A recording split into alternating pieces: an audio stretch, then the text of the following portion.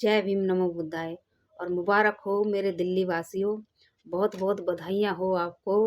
आपने इतनी अच्छी सरकार चुनी है और जो दिल्ली बची हुई थी, दिल्ली को भी अच्छा तोहफा मिल रहा है दिन ब दिन। अब आप देखते जाइए क्या क्या घोषणाएं आप लोगों के लिए होती हैं और क्या तोहफे मिलते हैं। आप तो खांसी का इलाज करना चाहते थे, लेकिन बवासीर की बीमारी आपने ऐसे पाली है जिसका इलाज जिंदगी भर आपको नहीं मिलेगा। क्योंकि इस बात को मैं इसलिए कह रही हूँ क्योंकि सरकार द्वारा जो दिल्ली के लिए घोषणाएं हो रही हैं बहुत ही फायदेमंद है दिल्ली वासियों के लिए। और अपने जो है घमंड में चूर रही है, क्योंकि जब तक अपने ऊपर पड़ती नहीं है तब तक लोगों को पता नहीं लगती है। तो जो फरमान जारी हुआ है, जो आदेश हुए हैं, वो उन लोगों के लिए है जो खुली हवा में सांस लेने के लिए पार्कों में घूमते हैं, डीडीए के पार्कों में जाते हैं और वहाँ पर जो एक्सरसाइज करते हैं, घूमते हैं, उनके लिए ये मज़े की बात है कि अब डीडीए ने फरमान जारी करा है, आदेश दिया है कि जो लोग अब पार्कों में डीडीए के में घूमेंगे, सैर करने जाएंगे, चाहे वो सीनियर सिटीजन हो या कोई नॉर्मल आदमी हो या विदेशी कोई नागरिक हो, उन पर भी फीस लगाई जाएगी, टैक्स लगाया जाएगा। और ये टैक्स भी फीस 10 रुपये तो जनरल वालों के लिए है, 20 रुपये डेली, 20 रुपये डेली जनरल वालों के लिए है। और सीनियर सिटीजन को भी इन लोगों ने नहीं छोड़ा है। सीनियर सिटीजन जो हैं 10 रुपये डेली उनको देना है। मंथली का पास बनेगा जिसमें सीनियर सिटीजन को 100 रुपये देने होंगे और जो जनरल में है उनको 200 रुपये देने होंगे। अगर कोई विदेशी नागरिक वहाँ पर डीडीए के पार्क में घूमने आता है तो उनको 100 रुपये एक दिन के देने होंगे। तो बहुत बहुत बधाइयाँ हो टैक्स देने के लिए। ये टैक्स भी बचा हुआ था, इसमें भी आप टैक्स दीजिए और सरकार को जिताइए। आगे आगे बहुत बहुत बधाइयाँ। तो खुश हो जाइए दिल्ली वासियों, क्योंकि अब जो पार्कों में टैक्स लग रहा है तो अब फ्री बिजली आप भूल जाइए।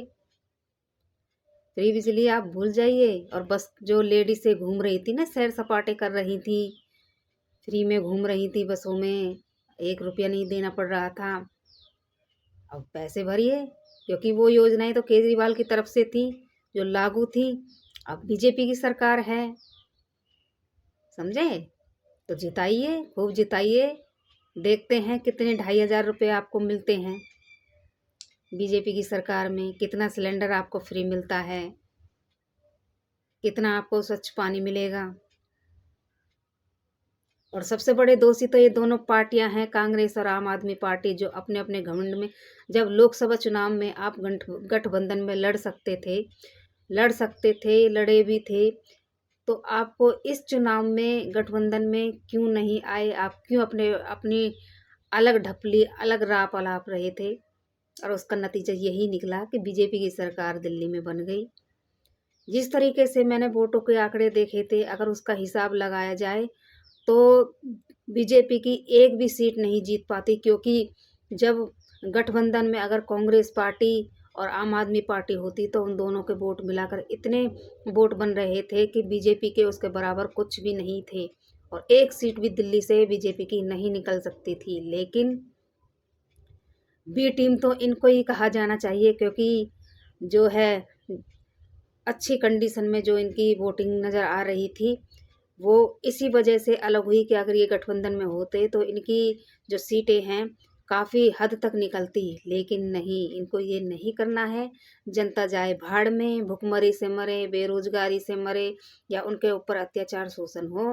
अ, इन लोगों को तो केवल राजनीति करनी है। कोई धर्म के नाम पर कर रहा है, कोई जाति के नाम पर कर रहा है, सब अपनी अपनी राग, अपनी ढपली अलाप रहे हैं।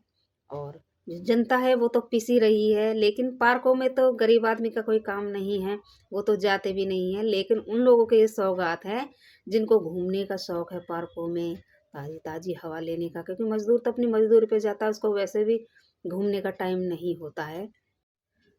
और एक खबर और बहुत अच्छी देना चाहती हूँ, मेरे SC ST समाज के लोगों, आपको भी बहुत बहुत बधाइयाँ हों, बहुत बहुत बधाइयाँ हों। आप धर्म में इसी तरह डूबे रहिए, अंधविश्वास और पाखंडवाद में इसी तरह के डूबे रहिए। आपके बच्चों का भविष्य बेशक बर्बाद हो जाए, आपके बच्चे चाहे कोई नशा करें, बीड़ी तो सिगरेट, तम्बाकू किसी चीज़ का सेवन करें, आपको फ़र्क नहीं पड़ना चाहिए। आपको अपने बच्चों की चिंता बिल्कुल भी नहीं होनी चाहिए, क्योंकि अब पढ़ने लिखने का आपके बच्चों का कोई मकसद रहा नहीं है, क्योंकि वो तो आपके अब बस की रहने वाला भी नहीं है। क्योंकि जो अब फीस मैं आपको बताने वाली हूँ, सीबीएसई की फीस जो लगने वाली है 24%, वो फीस बढ़ा दी गई है। जहाँ आपको एससी एसटी के लोगों को 50 रुपये फीस देनी होती थी, वहीं पर अब 1200 रुपये फीस देनी होगी। तो अब आप भी धर्म की चाशनी में डूबे रहिए, खूब मज़े उड़ाइए और अपने बच्चों को अंधविश्वास, पाखंडवाद में इसी तरह घेरे रखिए। कोई ज़रूरत नहीं है महाकुंभ नहाइए, वहाँ आपके पाप धुलने हैं। बच्चों का क्या है, बच्चों का तो आपको कोई फ़र्क नहीं पड़ने वाला है, क्योंकि जिस गंदगी से बाबा साहब आपको निकाल कर लाए थे, उस गंदगी में आपको वापस जाना है। तो बधाइयाँ हो आपको भी। और जो फीस बढ़ी है सीबीएसई की, वो आप अगर आपके बस की होगा तो आप भर देंगे, आपके बच्चे पढ़ लेंगे। अगर नहीं है तो फिर आप अनपढ़ रह जाएंगे, आपकी तरह वो भी मजदूरी करते फिरेंगे। और जो काम उनके पुश्तैनी थे उस हिसाब से वो उनको बांट दिया जाएगा। तो बधाइयाँ हो आपको भी। ये संदेश केवल अनुसूचित समाज के लिए भेजा गया है। अति आवश्यक सूचना अनुसूचित समाज के लिए। केवल अनुसूचित समाज को ही भेजें, परंतु भेजें अवश्य।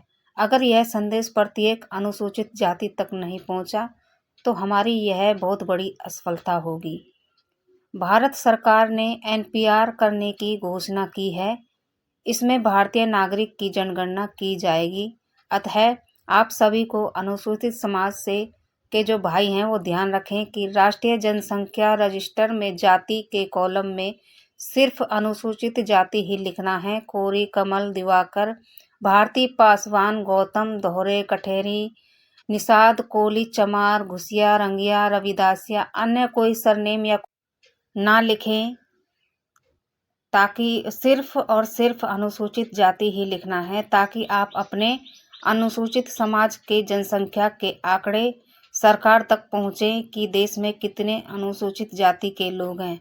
हर अनुसूचित बंधु तक मोबाइल के उपरोक्त जानकारी पहुँचानी है। अतः यह हम सभी की सामाजिक जिम्मेदारी है और इसको अधिक से अधिक शेयर भी करना है। अगर आपको जातियों में ना बंटकर अपना विनाश नहीं करना है तो इस वीडियो को अपने भाई बंधुओं तक जरूर भेजिए या उनको समझाने की कोशिश करिए। अगर जनगणना होती है तो उसमें आपको यही सी बात का ध्यान रखना है, क्योंकि जातियों में बढ़ जाओगे तो कटोगे और अपना विनाश के खुद ही जिम्मेदार हो।